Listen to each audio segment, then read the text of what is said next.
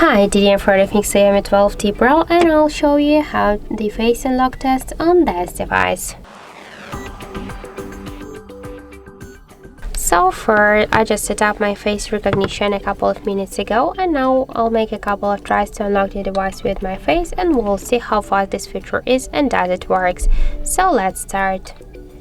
1, 2, 3, 4, 5.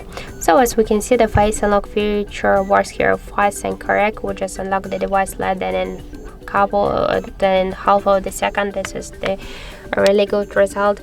I just suggest you to try this unlock method, but don't forget that the face unlock is less secure than pin code or passcode unlock methods. So that's it. Thank you for watching, and if you find this video helpful, don't forget to leave a like, comment and to subscribe our channel.